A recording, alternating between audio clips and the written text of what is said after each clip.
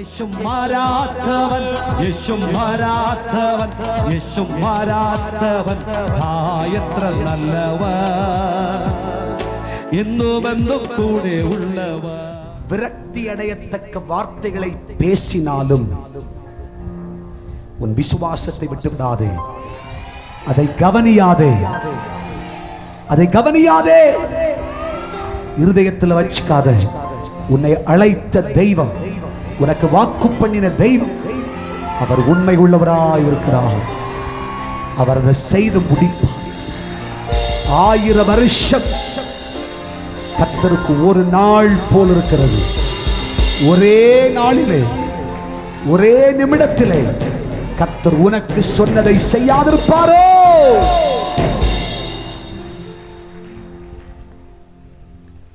தேசத்தை வேவுவாப்பதற்கு புறப்பட்டு போனவர்களில் 10 பேரும் சொன்னார்கள், அவர்கள் ராட்சசர்கள், அவர்களோடு யுத்தம் பண்ணினால் ஜெயிக்க மாட்டோம்.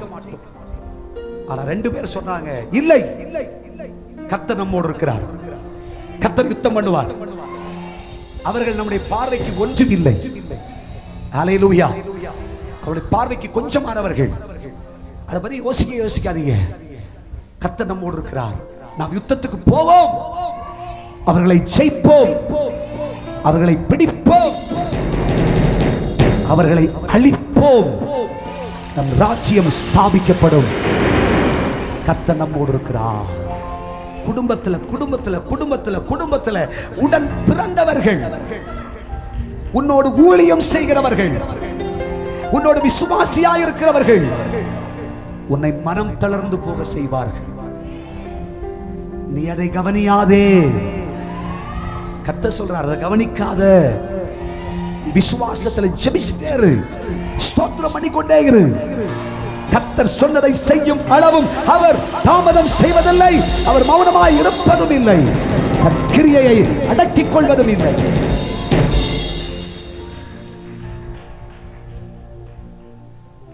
அப்படி பல பேர் இன்றைக்கு இந்த ஆராதனையிலே கேட்கிற தேவனுடைய பிள்ளையே, உன் இருதயத்தில் நினைச்சு விரக்தி அடைஞ்சு, வேணாம் ஏதோ வாழ்க்கை அப்படியே போட்டும் அப்படின்னு நினைச்சு நீங்க வந்திருக்கிற, கர்த்தர் சொல்ற, இதெல்லாம் யோசிக்காத.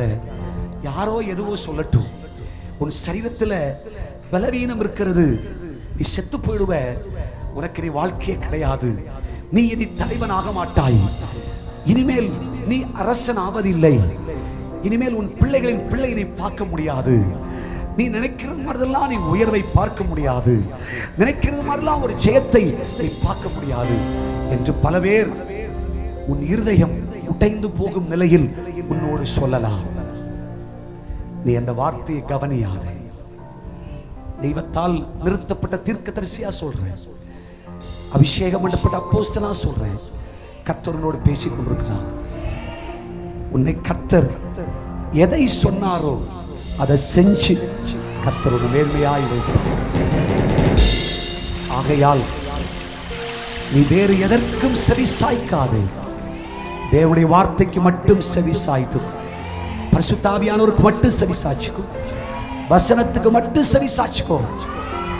வேற எதையும் நீ கவனியாதே, வேறு எதையும் கவனியாதே. கர்த்தர் ஒரு புதிய சரித்திரத்தை உங்கள் வாழ்க்கையில் தரப்போகிறார். இந்த மாதம் இந்த கிரியை நடக்கும், இந்த மாதம் இந்த செயலை நீங்கள் பார்ப்பீர்கள். கர்த்தர் நம்முடைய சந்ததியின் வாழ்க்கையில் செய்வார், நம்முடைய குடும்பத்தில் கர்த்தர் செய்வார். உன் இருதயத்தை இழைக்க பண்ணினவர்களுக்கு முன்பாக கர்த்தர் உன்னை மேன்மைப்படுத்தி உன் தலையை எண்ணெயால் அபிஷேகம் பண்ணுவார். சபையே, உன் காதுகளை விருத்த சேதனம் உள்ள காதுகளாய் வைத்துக்கொள்.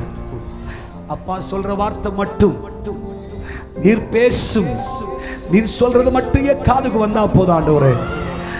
சத்துரு ஒருவேளை சவால் விடுத்துக் கொண்டு பலதையும் பேசலாம், உன்னை தூஷிக்கலாம், உன்னை அவமானப்படுத்தலாம், உன்னை அசட்டை பண்ணலாம். நீ கலங்காதே. உன்னை அழைத்த கர்த்தர் அவர் சொன்னதை செய்யும் அளவு தெய்வ சமூகத்தில் பொறுமையோடு இரு. கர்த்தர் உனக்கு பெரிய காரியங்களை செய்ய போகிறார். கர்த்தருடைய வார்த்தையின் மேல் வைத்த விசுவாசத்தை விட்டு விடாதே. ஒரு தொட்டு வார்த்தை ஆண்டவர் உனக்கு போட்டு தந்தார்ல, ஒரு சின்ன துண்டு வார்த்தை ஆண்டவர் போட்டு தந்தார்ல, அதை இதயத்துல பதிச்சு வச்சுக்க. அது நடக்கும், அது நடக்கும், அது நடக்கும், நிச்சயமா நடக்கும். கர்த்தர் செய்வார், கர்த்தர் செய்ய முடியும். நம்ம சபைக்கு செஞ்சு சொன்னதை ஆண்டவர் செய்வார். நம் குடும்பங்களுக்கு சொன்னதை கர்த்தர் செய்வார். உனக்கு சொன்னதை கர்த்தர் செய்வார். விசுவாசிக்கிறீர்களா? യേശു മാറാത്തവൻ, യേശു മാറാത്തവൻ, യേശു മാറാത്തവൻ, എത്ര നല്ലവൻ, എന്നും എന്നും കൂടെ ഉള്ളവൻ.